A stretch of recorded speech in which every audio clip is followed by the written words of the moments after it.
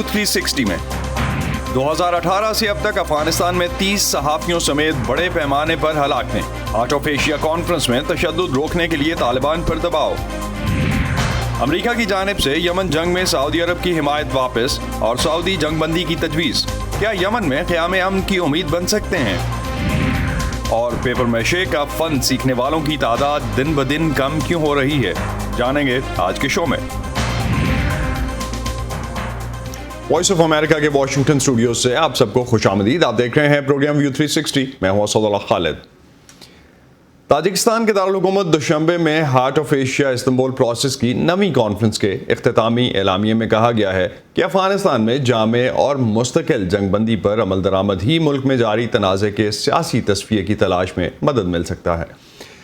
दीगर अगर हम दिसंबर 2019 में तुर्की में होने वाली 8वीं हार्ट ऑफ एशिया कॉन्फ्रेंस में भी 15 रुकन ममालिक ने अफगान जंग के फरीकैन पर जंगबंदी के लिए जोर दिया था ताकि अफगानिस्तान के सियासी मुस्तकबिल के लाहे अमल और मुस्तकिल जंगबंदी के किसी समझौते पर इत्तफाक राय हो सके। हाल ही में होने वाली मॉस्को कॉन्फ्रेंस में भी 4 ममालिक अमेरिका, रूस, चीन और पाकिस्तान ने अफगानिस्तान में जंगबंदी पर जोर दिया और तालिबान से मौसम बहार के हमले ना करने का मुतालबा किया। लेकिन अफगानिस्तान में दहशतगर्दी की कार्रवाइयाँ अभी भी जारी हैं। हार्ट ऑफ एशिया कॉन्फ्रेंस एक इलाकाई कोशिश है जिसका आगाज़ अफगानिस्तान और तुर्की ने नवंबर 2011 में किया था। इस कॉन्फ्रेंस में भारत और पाकिस्तान के अलावा चीन, ईरान, सऊदी अरब, तुर्की और मुत्तहिदा अरब अमारात समेत 15 ममालिक ने शिरकत की। हार्ट ऑफ एशिया कॉन्फ्रेंस के मुश्तरका एलामिये में अफगानिस्तान में तालिबान और दूसरे दहशतगर्द गिरोहों की तरफ से आम शहरियों, सिविल सर्विस के मुलाजमीन, सिविल सोसाइटी और इंसानी हुकूक के कारकुनों और सहाफ़ियों को तशद्दुद का निशाना बनाए जाने की शदीद मज़म्मत भी की गई। अक़वाम मुत्तहिदा की एक हालिया रिपोर्ट के मुताबिक 2018 से अब तक अफगानिस्तान में मीडिया से मुंसलिक 30 से ज़ायद अफराद को हलाक किया जा चुका है, जबकि मार्च में जलालाबाद में 3 ख़वातीन सहाफ़ियों के कत्ल के बाद मीडिया में काम करने वाली जो ख़वातीन हैं उनको अपने तहफ़्फ़ुज़ के हवाले से बहुत ज़्यादा तशवीश हो गई है। इस वाक़े की जिम्मेदारी दाइश ने कबूल की थी। सिर्फ सहाफ़ी ही नहीं, ख़वातीन हेल्थ वर्कर्स भी इस तशद्दुद का शिकार हो रही हैं। मार्च के अवाइल में दाइश के एक हमले में जलालाबाद शहर के इनिकास टीवी में काम करने वाली 3 ख़वातीन सहाफ़ियों की हलाकत के बाद अफ़गानिस्तान में इस पेशे से मुंसलिक ख़वातीन तशवीश का इजहार कर रही हैं। उनकी राय में इन हमलों का मकसद ख़वातीन की आवाज़ों को दबाना है। काबुल में कई माह पहले किए गए एक हमले में जिंदा बच जाने वाली सहाफ़ी मुना हबीब अफ़गान हुकूमत की जानिब से ज़्यादा मुअस्सर इक़दामात की ख्वाहिशमंद हैं। मैं हुकूमत से दरख्वास्त करती हूँ कि सहाफ़ियों को सिक्योरिटी फराहम की जाए। वो हुकूमत और अवाम के दरमियान एक पुल का काम करते हैं। मलाला या दीगर ख़वातीन सहाफ़ियों का कत्ल हमें अपने काम से नहीं रोक सकता। अफ़गान मीडिया तंजीम नाई के मुताबिक सन 2020 में सहाफ़त से मुंसलिक कम अज़ कम 11 अफराद को हलाक किया गया, जबकि अफ़गान जर्नलिस्ट सेफ्टी कमेटी का कहना है कि सिक्योरिटी की बिगड़ती सूरत हाल की वजह से गुज़िश्ता 6 माह के दौरान अफ़गान मीडिया में काम करने वाली ख़वातीन की तादाद में 18% कमी हुई। ख़वातीन सहाफ़ी अपने मुस्तकबिल और काम पर तहफ़्फ़ुज़ के हवाले से तशवीश में मुब्तला हैं और अफ़गान ख़ानदान अपने बच्चों, बिलख़ुसूस लड़कियों को मीडिया में काम की इजाज़त नहीं देते। सहाफ़ियों के ख़िलाफ़ तशद्दुद के वाक़यात में इजाफ़ा ऐसे वक्त सामने आया है जब अफ़गान हुकूमत तालिबान के साथ अरसा दराज से जारी जंग के ख़ात्मे के लिए मुज़ाकरात में मसरूफ़ है। ख़वातीन खौफज़दा हैं कि तालिबान के साथ इक़दार में शराकत दारी के किसी भी मुआहदे की सूरत में उनके हुकूक और आज़ादियों को ख़तरा होगा जिन्हें इन्होंने बहुत मुश्किल से हासिल किया। ताहम अफ़गान हुकूमत इसे एक बिला जवाज़ तशवीश करार देती है।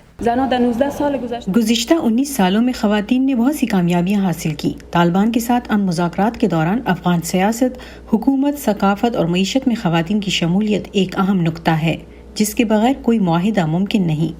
गुज़िश्ता साल सितंबर में दोहा के दारुल हुकूमत कतर में शुरू होने वाले बैनुल अफ़गान मुज़ाकरात का ताहाल कोई खातिर ख्वाह नतीजा सामने नहीं आ सका, लेकिन मसालहती अमल को आगे बढ़ाने की कोशिशें जारी हैं।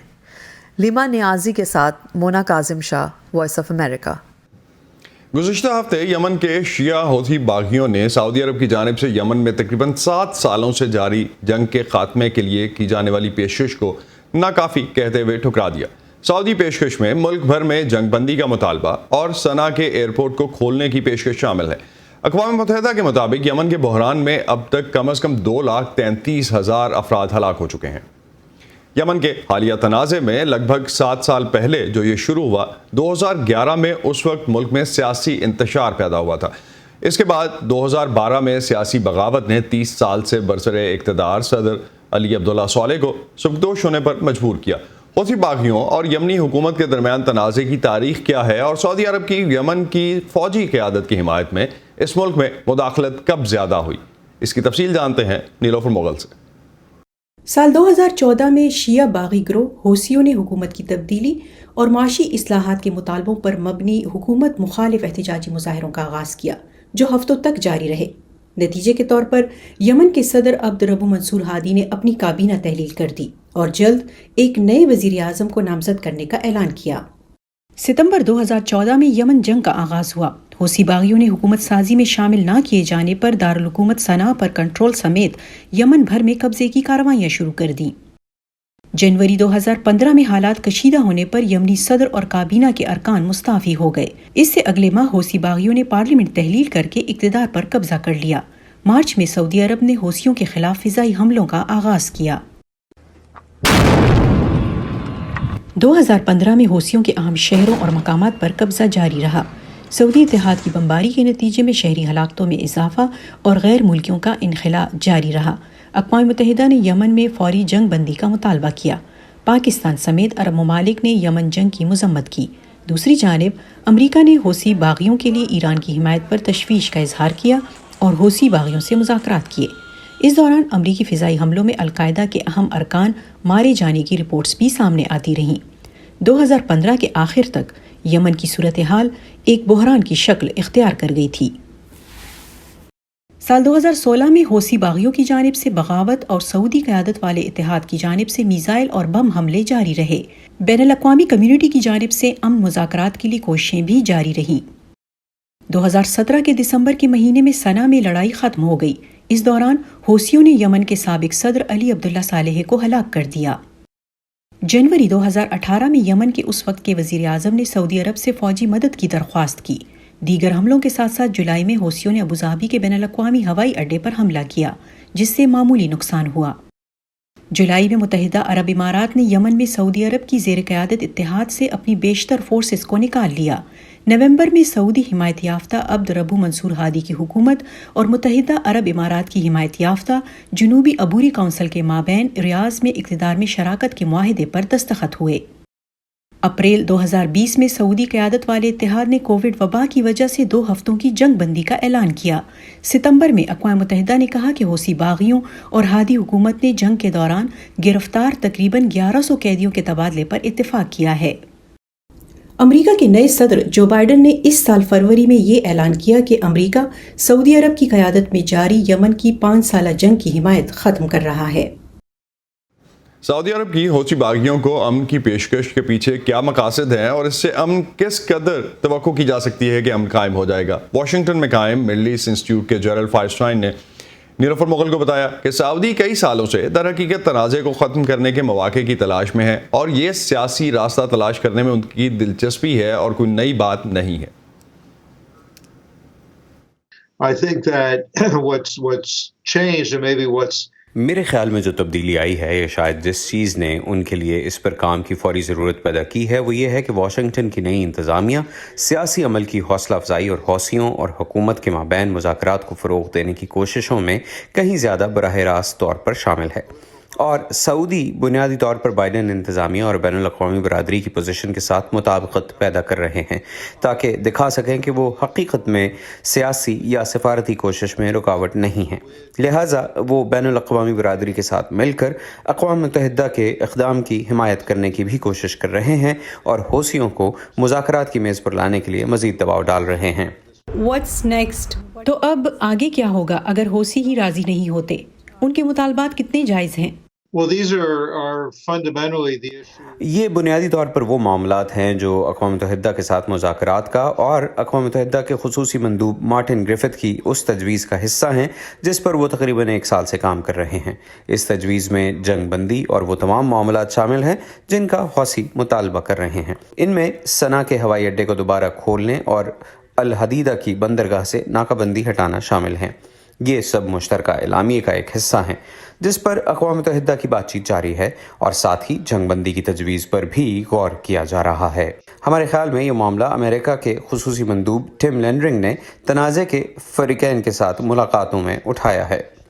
بائیڈن انتظامیہ کے تحت امریکہ خطے میں کیا نمایاں کردار ادا کر سکتا ہے؟ کیونکہ امریکہ خطے میں امن تو چاہتا ہے لیکن پھر بھی سعودیوں کی حمایت کرتا ہے جو بہت سے فریقوں کے لیے قابل قبول نہیں۔ Well, I think that Saudi Arabia plays an important role in میں سمجھتا ہوں کہ علاقائی سلامتی اور استحکام کو فروغ دینے میں سعودی عرب اہم کردار ادا کرتا ہے، اور اس معاملے کی حقیقت یہ ہے کہ اگر آپ یہ دیکھیں کہ بائیڈن انتظامیہ کے مشرق وسطیٰ میں کلیدی اسٹریٹجک مقاصد کیا ہیں، نہ صرف یمن میں تنازع کے سیاسی حل بلکہ وہاں انسانی ہمدردی کے خدشات کو حل کرنے کے ساتھ تعمیر نو میں مدد، خلیج میں کشیدگی کم کرنے، ایران کے ساتھ کسی کھلے تنازع کے خطرے کو کم کرنے بلکہ جوہری معاملات پر بھی ایرانیوں کو مذاکرات میں دوبارہ شامل کرنے کا ایک راستہ تلاش کرنا، ایران کے طرز عمل کے بارے میں تشویش جیسے امور۔ انتظامیہ ان میں سے کسی بھی معاملے میں کامیاب نہیں ہو سکتی جب تک اس کے سعودی عرب کے ساتھ مضبوط تعلقات اور سعودیوں کے ساتھ ان معاملات پر آگے بڑھنے کے طریقہ کار کے بارے میں مضبوط اتفاق رائے نہ ہو۔ دنیا بھر سے اہم خبروں اور دلچسپ معلومات کے لیے آپ آ سکتے ہیں ہماری ویب سائٹ urduvoa.com پر۔ یہ سارا کانٹینٹ آپ کو ملے گا ہمارے سوشل میڈیا پلیٹ فارمز پر بھی، facebook.com/VOA اردو، ٹویٹر اور انسٹاگرام پر ہمارا ہینڈل ہے @urduvoa۔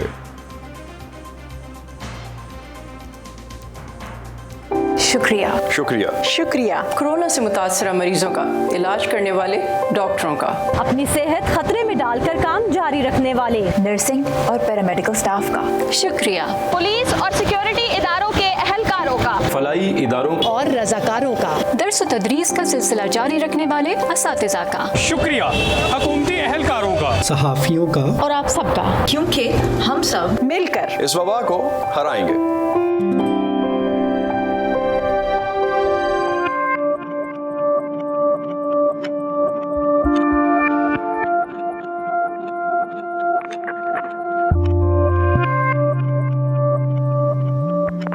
اور آج کے سمپلی امریکہ میں فائزہ بخاری ہمیں ناظرین کے آئی ٹی سیکٹر میں ملازمتوں کے متعلق سوالوں کے جوابات دے رہی ہیں۔ ویلکم ٹو سمپلی امریکہ۔ ہمیں امریکہ میں ملازمت کے مواقع کے حوالے سے آپ کے بہت سے سوالات ملتے ہیں۔ آج کی ایپیسوڈ میں ہم بات کریں گے امریکہ میں آئی ٹی جابز کے بارے میں اور یہ جابز حاصل کرنے کا طریقہ کیا ہے۔ کراچی سے آئی ٹی اسسٹنٹ رافع عباسی ہم سے کچھ ایسا ہی سوال پوچھ رہے ہیں۔ میرا سوال یہ ہے کہ امریکہ کے اندر ایسے کون سے آئی ٹی ریلیٹڈ فیلڈز ہیں، سیکٹرز ہیں جہاں پر سیلری پیکیجز زیادہ ہیں؟ کنزیومر مارکیٹس کا جائزہ لینے والی انٹیلیجنس فرم IDC کے مطابق عالمی آئی ٹی انڈسٹری کی مالیت $5 ٹریلین یعنی 50 کھرب ڈالرز ہے، جس کا 33% حصہ امریکہ کے پاس ہے۔ گزشتہ سال کووڈ-19 کی وجہ سے اس انڈسٹری نے $2 کھرب کم کمائے، لیکن اس سال کی پیش گوئی ہے کہ یہ صنعت واپس اپنے پیروں پر کھڑی ہو جائے گی۔ آج ہماری ایکسپرٹ ہیں ہما حامد، جو Pakistani women in computing network کی معاون بانی ہیں۔ اس میں سب سے پہلی جابس تو ڈیٹا، آرٹیفیشل انٹیلیجنس اور مشین لرننگ سے ریلیٹڈ جابس ہیں، کیونکہ جیسے جیسے ہمارا ڈیٹا بڑھتا جا رہا ہے اس کے اوپر انالیسز اور اس کے اندر سے میننگ فل انفارمیشن نکالنا کمپنیز کے لیے، بزنسز کے لیے بہت کریٹیکل ہو رہا ہے۔ دوسری آپ کو نظر آتی ہے، چونکہ اسپیشلی کووڈ کی وجہ سے بہت ساری کمپنیز کو اپنے انفراسٹرکچر جو ہے وہ آن لائن لے کے جانے پڑے، سو اسکیلیبلٹی اور سیکیورٹی سے ریلیٹڈ جتنی بھی جابس ہیں ادھر بھی آپ کو ایک اسپائک نظر آتا ہے۔ The third category that I would say product and user experience. A lot of startup companies, they work in product space. So جتنی بھی product development ہو رہی ہے اور اس چیز پہ ایمفسائز بڑھتا چلا جا رہا ہے کہ آپ کا جو فائنل اینڈ یوزر ہے یا کسٹمر ہے وہ کس طرح آپ کی پروڈکٹ کو یوز کرتا ہے۔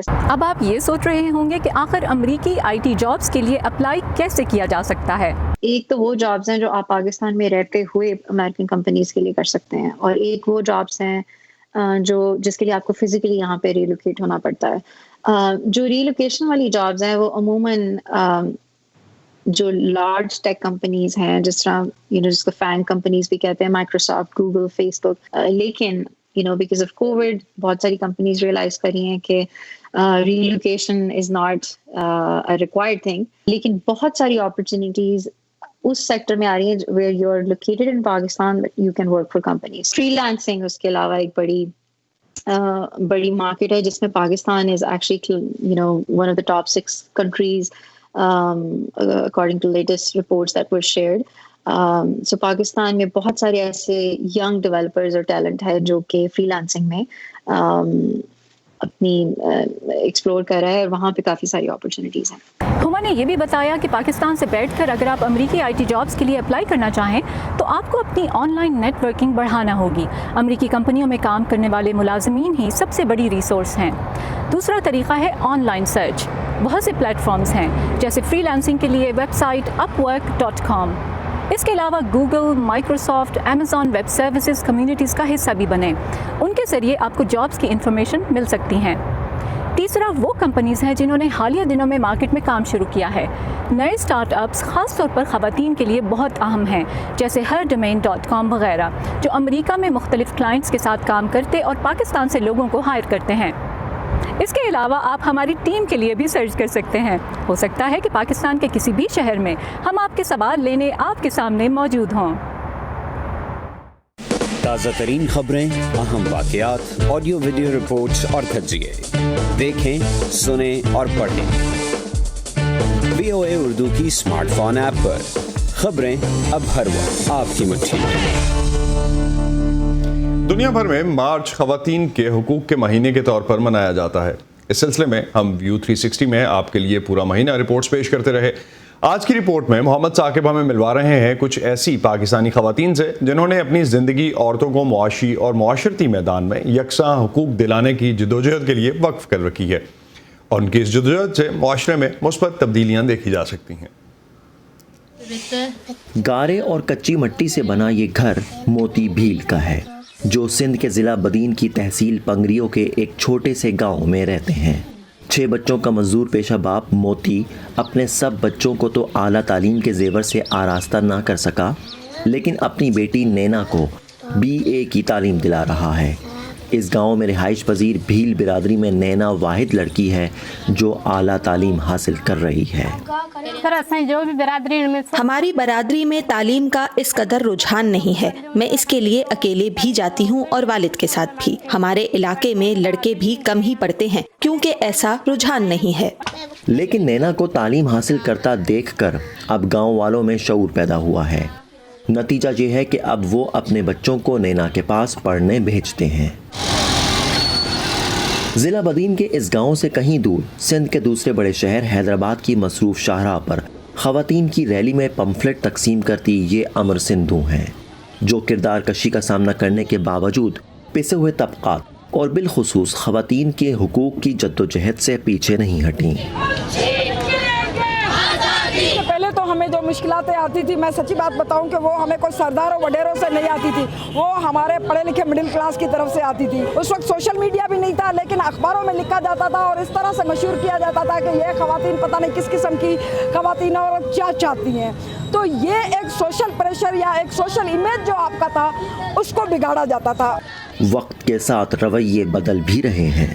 ایکسٹریمسٹ فورسز کی طرف سے جتنا ری ایکشن آتا ہے اس سے زیادہ جو ہے سپورٹ آتی ہے پروگریسو ان کی طرف سے. سندھ کا مرد ہے وہ کم از کم ابھی اس کو جو ہے وومنس موومنٹ کو نہ صرف سپورٹ کرتا ہے، لیکن وہ اب اس قسم کے اگر وہ آتے ہیں تو ان کو بھی جو ہے ڈیفینڈ کرنے کے لیے ہمارے ساتھ ہوتا ہے. اپنی پڑھائی مکمل کر کے نینا خود استانی بننا چاہتی ہیں تاکہ مزید لڑکیوں کو شعور اور آگاہی دے سکیں. عورتیں اگر پڑھی لکھی ہوں گی تو سب سے پہلے تو وہ اپنے گھر کو اچھے طریقے سے سنبھالیں گی، اپنے بچوں کی اچھی پرورش کر سکیں گی، گھر کے ساتھ معاشرے کے لیے بھی کارآمد ثابت ہو سکتی ہیں. اس لیے عورتوں کی پڑھائی میں سمجھتی ہوں بہت ضروری ہی ہے. پاکستان میں خواتین کی جدوجہد سیاست سے لے کر قانونی اور معاشرتی میدانوں تک پھیلی ہوئی ہے. جہالت کے اندھیرے دور کرنے والی کارو بھیل گوٹ کی نینا ہو یا حیدرآباد کی سڑکوں پر خواتین کو یکساں مواقع دلانے کے لیے سرگرم سندھو، خواتین نے اپنی جدوجہد سے پہلے بھی کئی بند دروازے کھولے ہیں اور اب بھی دیگر خواتین کے لیے نئے راستے نکال رہی ہیں. Muhammad Saqib, voice of America, Hyderabad. Paper mache ایک ایسا فن ہے جو کہ کشمیر کی خصوصیت سمجھا جاتا ہے. اس فن کو سیکھنے اور اس سے خوبصورت اشیاء بنانے والے افراد کی تعداد دن بدن کم ہوتی جا رہی ہے، لیکن پنجاب کے ایک گاؤں میں چند خواتین اس فن کو زندہ رکھے ہوئے ہیں. देखते हैं गेतियारा अनीस की रिपोर्ट।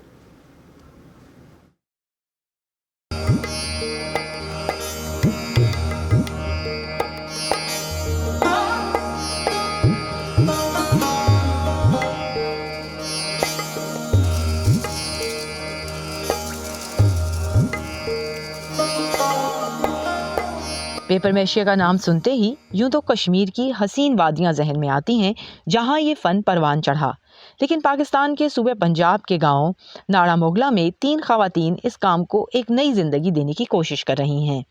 इन खवातीन ने एक गैर सरकारी तंजीम की मदद से ये फ़न एक कश्मीरी आर्टिस्ट से सीखा जो 2005 के ज़लज़ले के बाद ये काम सिखाना बंद कर चुके हैं। अब ये खवातीन मिलकर इस छोटे से सेंटर में फनपारे बनाती हैं। 2003 में पेपर माशी की ट्रेनिंग ली है, 5 साल पेपर माशी की ट्रेनिंग मैंने ली है। हमें बहुत मुश्किलात आती थी, घर से बाहर नहीं जाने देते थे, ये छुप छुपा के वालिदैन तो दे देते थे, जो इर्द गिर्द के मामू चचा हैं भाई हैं वो नहीं जाने देते थे। फिर बहुत मुश्किलातें इसके दरमियान हमने काटी हैं। पेपर माशी का हुनर ये सीखा है। मुझे बहुत शौक़ था आर्ट का, जो मैंने आर्ट की ये तालीम ली है। ये फन 14वीं सदी ईस्वी में ईरान से कदीम हिंदुस्तान पहुंचा। पेपर मैशिया से कोई भी चीज़ 21 मरहलों से गुजरकर तैयार होती है। इसमें गीले कागज को कूटना, इसके गूदे से सांचों की तैयारी और इन पर खूबसूरत रंगों में बारीक बेल बूटे बनाना शामिल है। मतलब औरतें जो भी काम कर रही हैं, इस पे बच्चियां काम कर रही हैं, वो फुल हैंडमेड है, हाथ से काम होता है। इस वजह से ज़्यादातर लोग इसको पसंद करते हैं। और पेपर जो हम लोग फेंक देते हैं, ज़ाया कर देते हैं, जो हमारे माहौल को गंदा करता है, सबसे बड़ी बात इसकी ये उसी रिसाइकलिंग रद्दी कागज़ को हम दोबारा इस्तेमाल करके बहुत प्यारे फनपारे बना रहे हैं। पेपर मैशिया से आम तौर पर ज्वेलरी बॉक्स, गुलदान और दीगर आराइशी सामान तैयार किया जाता है। अलबत्ता मुनफरद होने के बावजूद पेपर मैशिया से बनी अशिया की फरोख्त आसान नहीं। एग्जीबिशंस लगती हैं, लोग विरसा में लगती हैं, लेकिन ये महंगा होने की वजह से लोग इसको खरीदते नहीं हैं। कश्मीर से सैकड़ों मील दूर बैठी इन खवातीन ने जब पेपर मैशिया की तरबियत ली तो इनके साथ कई और खवातीन भी शामिल थीं, मगर ज़ाती वजूहात की बिना पर वो ये फ़न जारी ना रख सकीं। लेकिन गुलनाज और यास्मीन की ख्वाहिश है कि वो इस सेंटर से नए लोगों की तरबियत कर सकें ताकि ये फ़न जिंदा रह सके। गेतियारा Anees, voice of America, Chakwal. Pakistan में खेलों के मैदान में लड़कियां अपना लोहा मनवा रही हैं। कुलसूम हज़ारा भी उन्हीं कामयाब लड़कियों में से एक है। ऐसी कराटे चैंपियन जिन्हें जीत और कामयाबियां तो बेशुमार मिली, मगर उनके बारे में कम ही लोग जानते हैं। कुलसूम की कहानी हम आने वाले प्रोग्राम्स में शामिल करेंगे। आज के व्यू 360 में इसकी चंद झलकियां।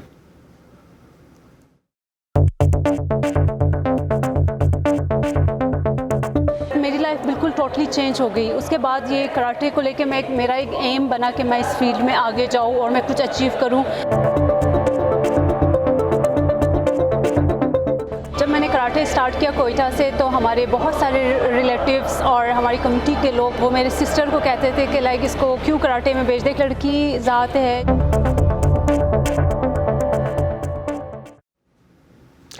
इसी नोट पे ख़त्म करते हैं आज का व्यू 360। जिस तरह की रिपोर्ट्स आपने देखी मार्च के पूरे महीने में, ख़ास तौर पे ख़वातीन के महीना कंसिडर करते हुए, उसमें काफ़ी हद तक वुमेन एम्पावरमेंट पे हमने बात की और उनके और मसाइल पे भी बात की। औरत मार्च भी इस महीने में हुआ और उसको भी हमने उसी तरह से कवर किया।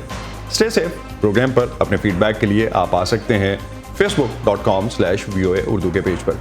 इसके अलावा ट्विटर और इंस्टाग्राम पर हमारा हैंडल है @urduvoa। अब तक के लिए इतना ही। असदुल्लाह खालिद को इजाज़त दीजिए। खुदा हाफिज़।